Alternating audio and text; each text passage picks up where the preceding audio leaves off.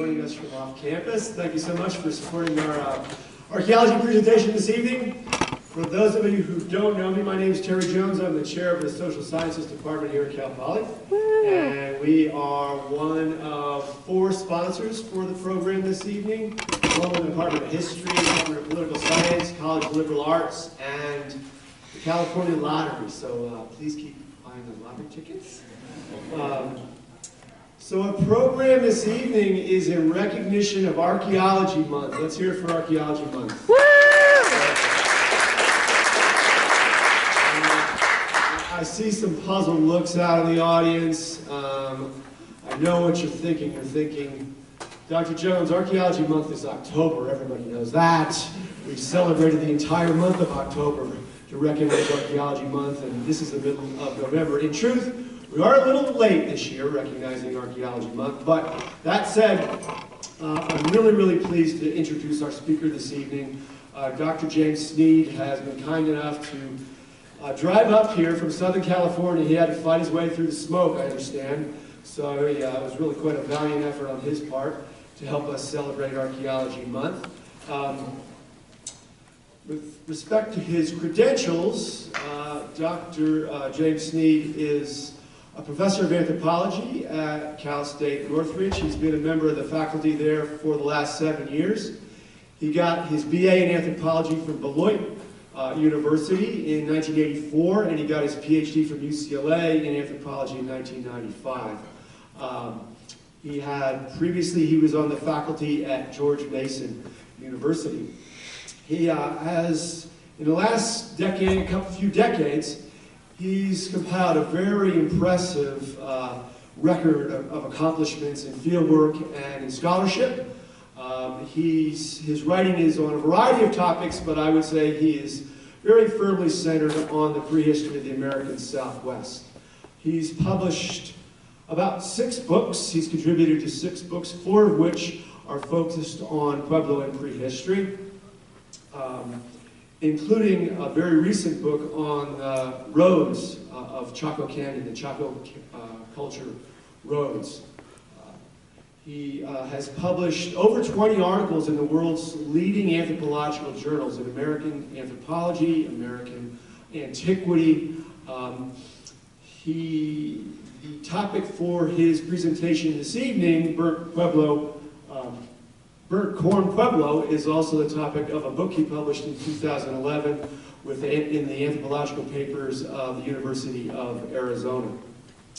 So the things he's going to be touching on this evening, the topics he's going to be talking about: prehistoric warfare, the prehistory of the ancestral Pueblo area, are things that are near and dear to my heart. They're research topics that I find fascinating, and I've had a long interest in these, so I'm very anxious to hear what he has to say. So Dr. Snead will be talking for about 45 minutes. He'll entertain questions after that, and so I want to turn the podium over to him, and I'd like to ask you to join me in welcoming Dr. James Snead to Cal Poly this evening.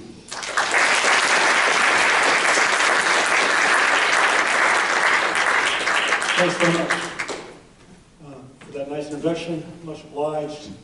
I feel like I've been swimming through the universe of the Cal State universities today. Coming up the coast, glad to be here with you all to talk about this project.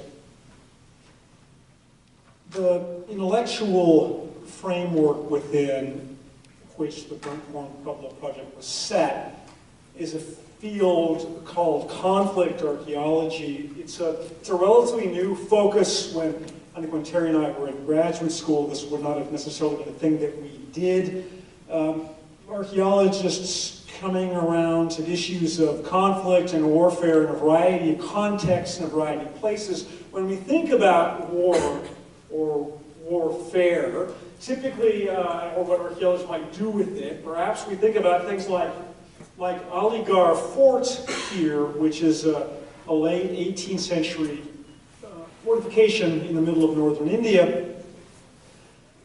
Battles were fought there, the scene of lots of sort of romantic encounters with mercenaries and warriors on elephants and things, and thinking about these sort of major conflicts and Maybe you can study a castle, maybe you can study weapons, maybe you can think of various kind of angles that one could pursue. And in fact, a significant percentage of the people who do this kind of work in that area. I go to conferences with them sometimes, and there's lots of interesting discussions about longbow dynamics and a variety of things that are intriguing to me, but not necessarily germane to my own expertise. So the question then becomes, where do we go from this, or what can we derive from this topic? About 20-odd years ago, there was a major debate in the world of European archaeology in particular around a concept called the pacified past. And the idea was that archaeologists had been bringing their biases to the study of the possibility of conflict in deep human history, in that term prehistory that we use. And those biases had prevented us from a realistic assessment of the levels of conflict in these time periods. In effect, they were saying that we didn't want the past to be violent, because the implications about that for the present were significant. Lots of people think of the past in sort of aspirational ways. Maybe there's a time in the past when there were fewer political divisions. Maybe there were times in the past when there were fewer gender divisions. Lots of hope was being put on the past, and therefore, how would you deal with evidence that people were killing each other in very gruesome and awful ways in that theoretically peaceful era?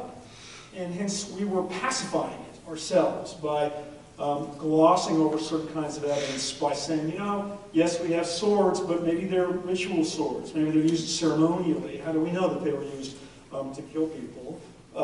You know, maybe they weren't. In fact, maybe they weren't. That's all that. We're not ruling that possibility yet. The idea was, look, we have lots of evidence for conflict, and yet we aren't really employing the evidence to try to understand actually what was going on. We'd rather sort of step around it and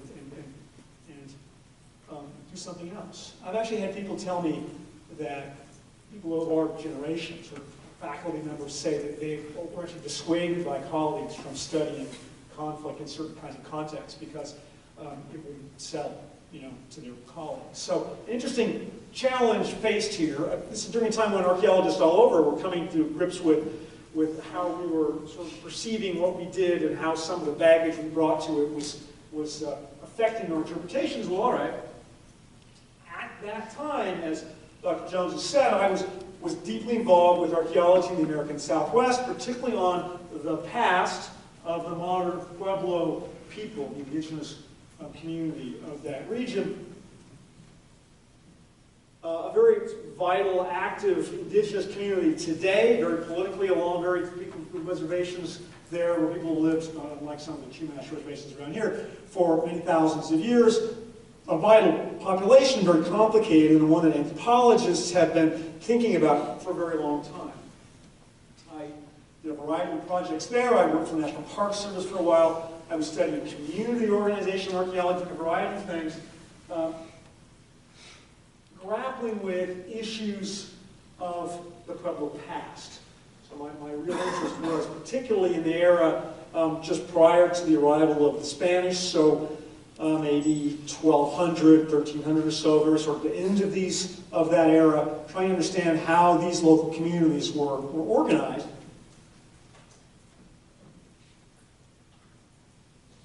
But I realized in the context of this larger debate that we had a lot of baggage to unpack about the Pueblo past. So real quickly here, in the 1930s, cultural and social anthropologists spent a lot of time in the Pueblo world. Did a lot of ethnography, a lot of discussion of kinship and ritual and those kinds of social, cultural dynamics, and created a model from the information of Pueblo society that was referred to as Apollonian. It's kind of a fancy phrase, as in the god that we've got Apollo. Apollonian society was a very intellectual society, a very balance-oriented society, and a very peaceful society. created this model, and when I was taking classes and things, we were still using it. We've got this perception that Pueblo people in the ethnographic past, also in the archaeological past, were peaceful farming people, and this would have been this way, forever. So, a kind of a model, almost a stereotype of how they were organized. Well, at the same time, archaeologists were finding evidence for really dramatic events that occurred in the Pueblo world in prehistory. A place called Cowboy Wash, which gained a lot of fame in about 1999, was a Pueblo pit house dated to the late 1100s that was being excavated by a team that was doing a study for a clearance project for a road there, and they found lots and lots of human remains in this Cowboy Wash pit house that had basically been cannibalized. And they used the term extreme processing, which is kind of a euphemism for these people were chopped to bits and eaten, basically. And there's some discussion about whether that evidence holds up or not, but it's a pretty compelling case. And those of us who were working in the Southwest at that time were looking at this Apollonian model we'd been handed by our ancestors, the anthropologists who had preceded us, and looking at evidence like this, and trying to understand how they could be brought into alignment, or what was happening here. Is that this was a picture of genocide in some people's phrases. This was a period of dramatic conflicts, brutal, that clashed very deeply with what we thought we had known about how Pueblo lives in the past were supposed to be. So the question that we were asking, and this is about 20 years ago, the question we were asking was, what do we do? How do we rationalize these two things, this pattern of evidence that seems to be suggesting a very sort of violent, in some ways horrifying kind of area. Someone once told me that they were tired of working in a particular part of Colorado because every archaeological site they excavated looked like a crime scene. That was challenging, particularly because we had this other, if you want, baggage about what we had inherited as our ideas for what it was supposed to be like, and that's going back to that pacified past idea, right? And we're starting to think maybe this model that people had built was based upon the fact that they were living in the 1930s and the world was burning down, and they were looking for an alternative, and they found it in Pueblo people, even though maybe it wasn't really like that. So archaeologists have been faced with, all right, what's next? What do we do?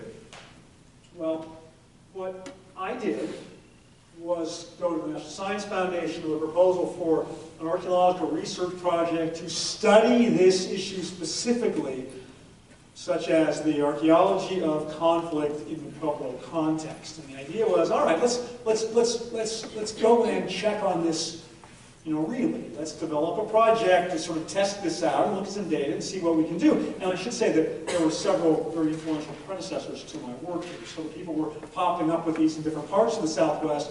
I was interested in doing this in northern New Mexico, A, because it was where I worked, but B, because it was one of the areas where Pueblo people had been living when the Spanish came up the Rio Grande in 1539, so kind of a critical hinge point in history. And maybe we could learn more about those folks in the context, ultimately, of colonialism. So we're getting back and to set the stage for what's coming later. So the area we were researching is called the Northern Rio Grande region.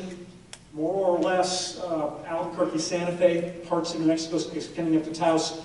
Not only a very rich archaeological environment, but also the home of many modern Pueblo peoples today. So lots of interesting sort of synergies that came from that. To be more specific, this is the area we're working is called the Galveston Basin. So just for reference, that's Santa Fe right there. Albuquerque would be kind of right off the edge of the map down here in the bottom. Albuquerque, Santa Fe, that's an area of about, 20 kilometers, well, actually no, maybe more like 40, 50 kilometers across. Very close to sort of modern towns and things, just not often in the boondocks. The Galveston Basin was a major population center during this end of, if you don't want the end of prehistory, the Pueblo era right prior to the arrival of the Spanish.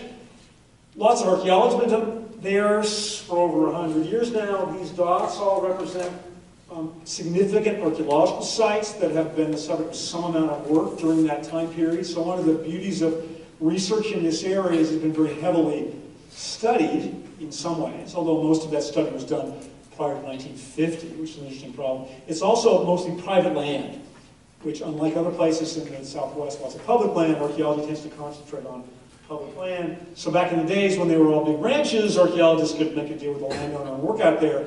After the 50s, when these ranches started breaking up, it was harder to do work, and therefore the area had been effectively fallow for a couple of generations, which created opportunities for us. We made arrangements both with private landowners and some of the public landowning agencies to do this project, and where BurntCorn is kind of right here, right in the middle. So I'm going to start talking about this. I'll bring the map back in a little bit and highlight a couple of other kinds of places, but that's where we're going to focus. So this is BurntCorn Pueblo as we came to learn about it about 20 years ago. Now, it's an aerial photograph taken by a friend of mine. It's on approach to the Santa Fe airport, so people kept sending me photographs. They're leaning at the window of the plane, on their way in.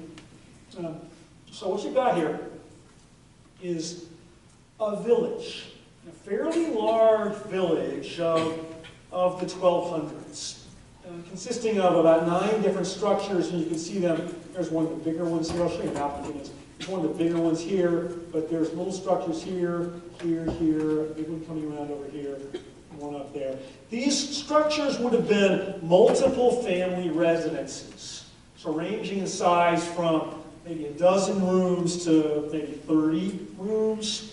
Smaller ones you would have imagined, several related families living in those kinds of spaces. Larger ones, maybe a little larger kind of a group. For this time period, it's a pretty good sized village. I would probably guess 100 people, maybe, more or less. That's always tricky to do that demographically, to calculate that, but that seems to be a reasonable estimate. BurntCorn had been excavated a little bit, mostly by looters. There's lots of holes in it from people that dug around in there in the 70s, but never systematically examined. Now here's a look at it from the ground. A couple of things. It's about 6,000 feet in elevation, so sort of high, semi-arid, fairly dry. This is what we call pinyon juniper woodland, so dispersed trees.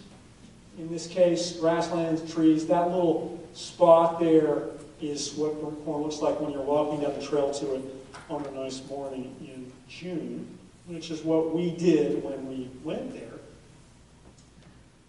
At the time, when I first saw it, I was looking for something else. I was looking for a pueblo to do a sort of a little archaeological survey and get some sort of thing to build on what I had done before. And one of the local land managers said, "Hey, I've got a site to show you. Let's go and see it." It's called BurntCorn Pueblo. And I was surprised because I'd been working there for a long time. I'd never heard of it before. The name didn't mean anything to me. So I said, "Oh, all right, let's go." We got out of our cars right about where the photograph was taken. He points it out to me on the horizon there, or the middle distance, and we walked around about a mile down to the pueblo. And this is the thing that archaeologists always see when they walk onto this site.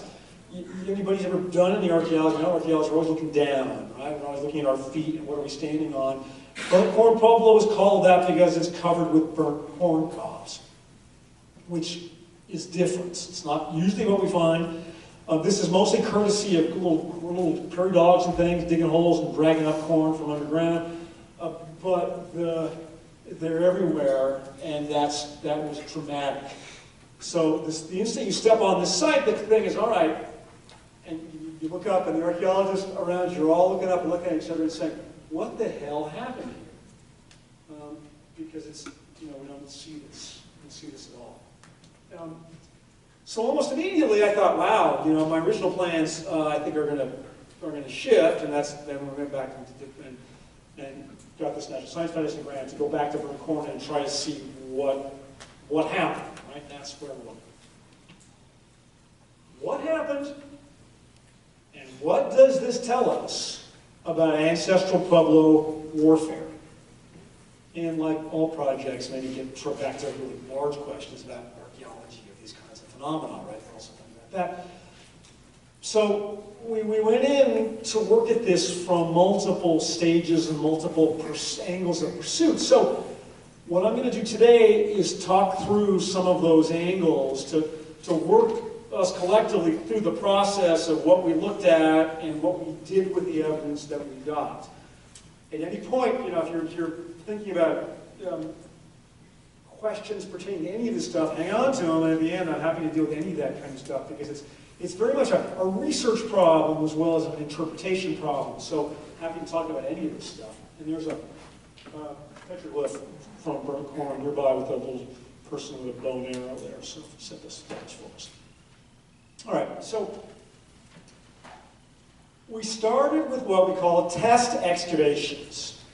And the idea, we knew we had the village, had the pueblo there, we had the surface, we knew there was corn cobs on it, and some small artifacts, the usual archaeological evidence scattered on the surface of this complex. But the surface and the subsurface rarely match very well, and so the question is, all right, how do we know what's under this? So our first season was devoted to checking that out. And we put several small test excavations in different parts of the site to get a general look. What's here, what's there, what's happening here. We're particularly interested in chronology, because it's going to be very helpful to us to know, when it was built and try to nail down the timing. We know some of that because the pottery on the surface, we have it cross-dated. We know more or less what time period that comes from. And so we had it within about a 100-year time span. But we wanted better dates, and we could find them. But we particularly want to know what was it like under the surface, not only because that was going to help us decide what we could learn from this, depending on how well it's preserved, but also because the land managers were interested in that information as well, because they had to make some decisions about what to do with this site in the long run. So one of the things that archaeologists try to do when we can is collaborate very closely with the people who are there on the ground all the time, making decisions about the future of a particular plot of land, because it's important. Is it eroding? Is it gone? Has it been destroyed by looters? This is a little tiny piece of public land, and the public land managers are always trying to swap land for other places and do things, so that they might try to sell it someday. So they want to know what's there to know what they're getting at. So in addition to all this intellectual stuff, we're trying to figure out to give them some information that they can make use of. All right, so let's look at chronology. One of the amazing things about BurntCorn Pueblo was that because it had burned, there was lots of preserved wood in the site. So what you're looking at here is a roof beam. A fire was lit, the beam was carbonized, collapsed into the room, and until we dug it up. What that provides for archaeology is the chance to do tree ring dating. So we sampled 6 or 7 different places around there. Most of them had pieces of burnt wood. This is the boring stuff that archaeologists get into, but it's not terribly entertaining, except that it allows us to have rather remarkable chronological precision. So this on the right side, this is the map of the pueblo itself. So you've got this row of rooms here. That was the big one at the bottom, that kind of hook one on the side.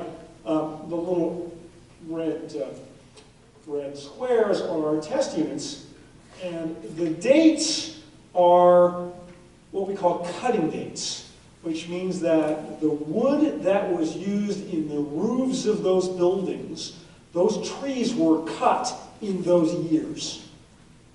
So we have cutting dates here ranging from AD 1290 to AD 1302. That's a 12-year time span during which we extrapolate that these buildings were built, which is enormously precise for archaeology, enormously precise.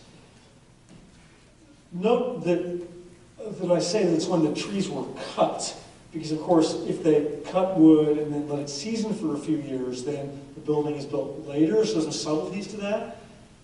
One of the other things about these tree ring dates, which was telling to us, was that none of the roofs, all of the wood in the individual roofs dated to more or less the same time, which means that they were never repaired. Means that they were, wood was cut, buildings were built, roofs were put on, and sometime after that, it was all burned down. Which is useful for our, and this is kind of esoteric, it's useful for us understanding what happened then, because it's pretty clear from this evidence that people didn't live here very long.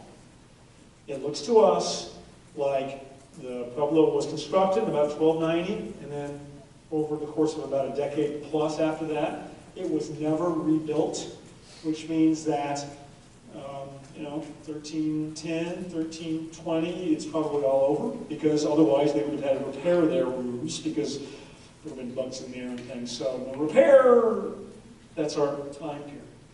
1290, 1320, more or less. Great to have this kind of data. So fine, burnt stuff everywhere, pretty good dates. Subsurface deposits were pretty well preserved. The looters were the most persistent and unlucky looters that we ever ran into. I mean, they had all these holes in the rooms, but there was plenty of stuff around the edges. They were skilled at it, luckily for us. So our next decision, another year later, was okay. Let's expand. Now we know the dating, we know that, got that worked out. So we know more or less the time frame within which this community was built and when it was destroyed, more or less. Now let's look a little more about what was going on in the community at a little larger scale. We call extensive excavation. We want to know more about lifeways, what was going on here at BurntCorn, what people do during the day, where they eat, where they go, what their routine like. But also, we want to understand the destruction event better. We have dates, we have burned stuff. But can we tell them more about what happened? Well, here's where BurntCorn took an interesting turn. It's pretty clear to us that during that generation or so, people were living there. There was signs that they were cooking and preparing food and storing things and all that. The BurntCorn, by the way, had been on the roof.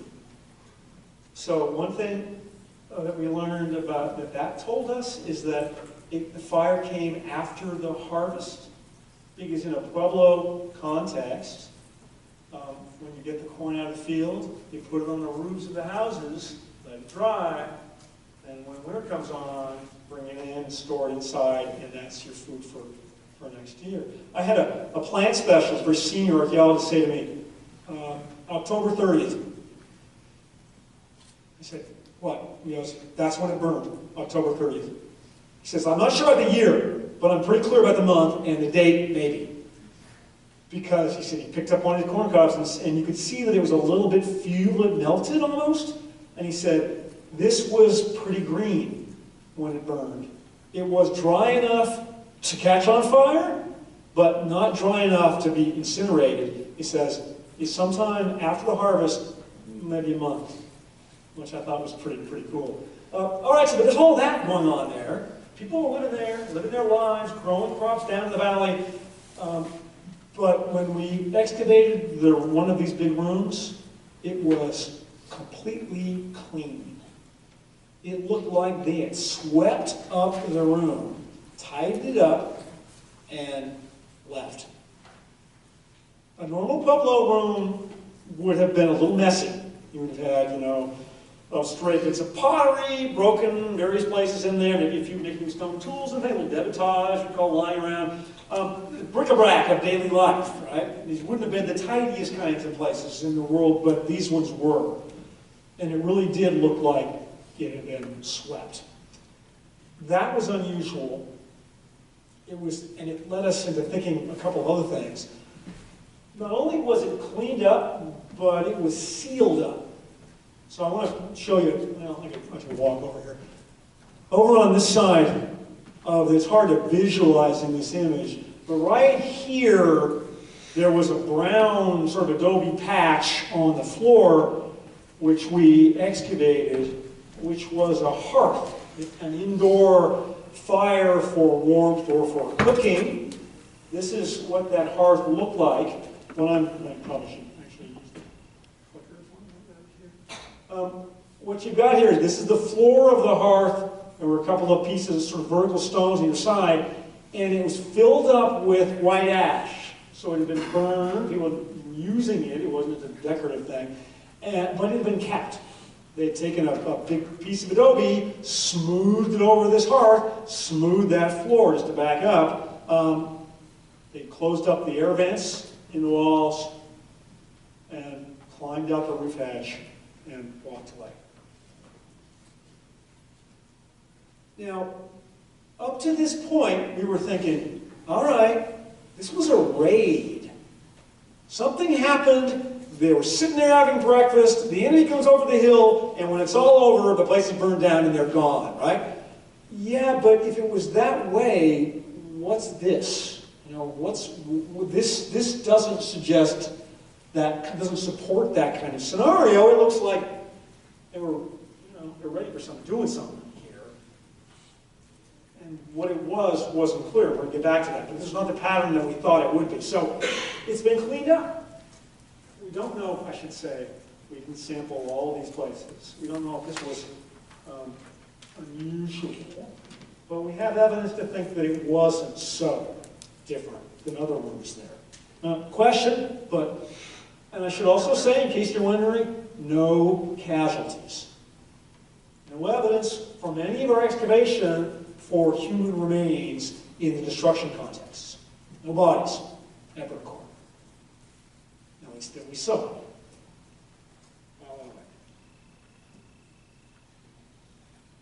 So, we now have it situated in time.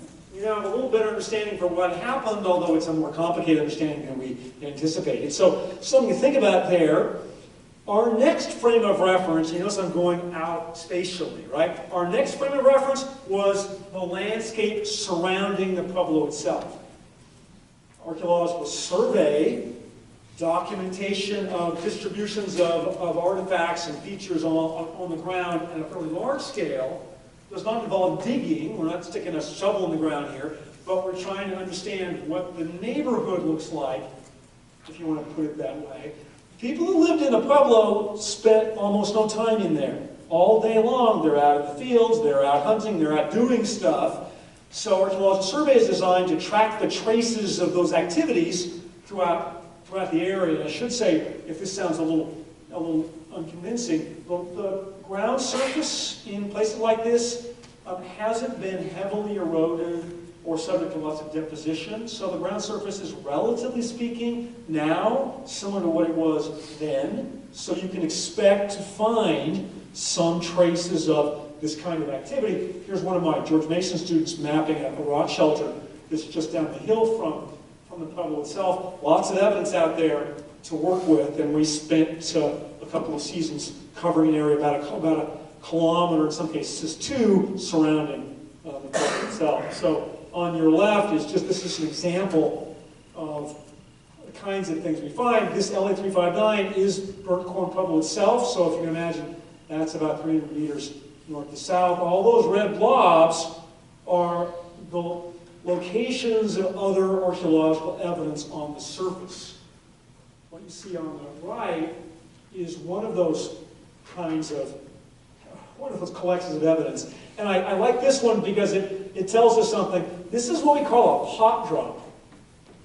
What this is a vessel, probably a water jar, a storage jar, that someone dropped, broke, about 800 years ago, and probably cursed and walked back home to get a new one.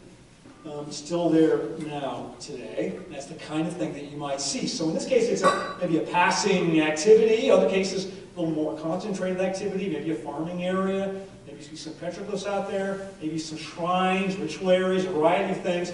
So the landscape was very, very busy, and understanding what was happening there tells us now more about, reflecting back in the middle, about what happened in this major crisis. So, this is a map of the survey area. So that's the BurntCorn pueblo itself. The dotted line going around the edges, that's the boundary of the area that we looked at, which was limited in some ways by local property owners, basically. So this is part of the public land, part of this is private, but we didn't have access to the ranches on either side, so fine, that's what what we did. And we can distinguish two time periods, essentially. One's a time period contemporary with BurntCorn pueblo itself. Now, again, we're not getting tree rings, we're not digging things up, and there's no wood on the surface. But the pottery shows that they're broadly contemporary, so fine. And these little blue dots are what we call field houses.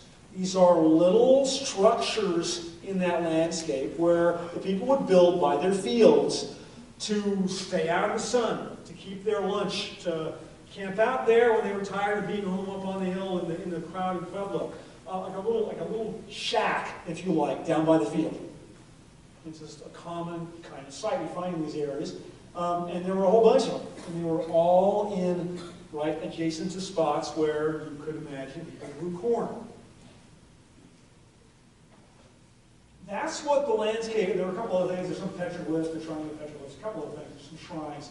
That's what the BurntCorn landscape looked like during the time that the pueblo was occupied. So what you have is this central community space here and this little halo around it of other kinds of sites that were being used. And note the scale is pretty small. These are all within a kilometer or less of the center.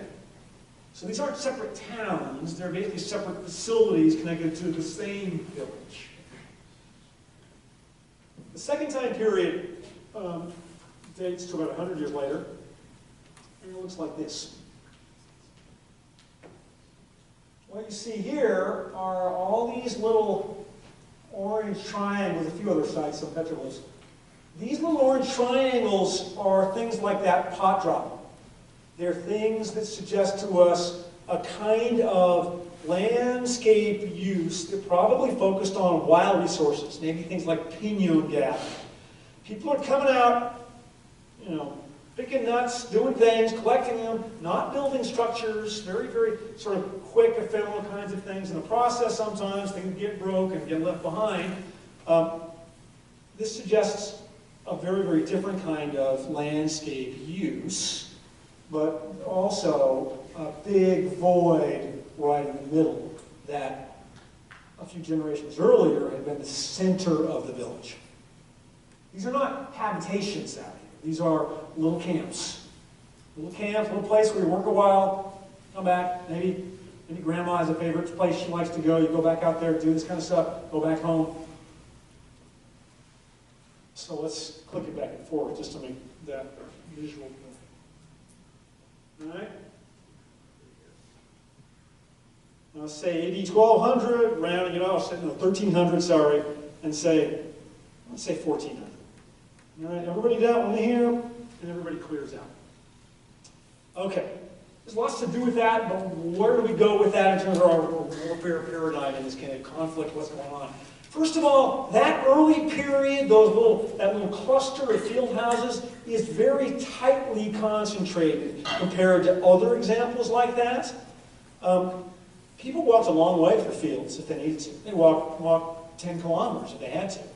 To have them all right there around the main, an all in visual line of sight connecting to the center pueblo suggested to us that they were concerned about threat in that landscape.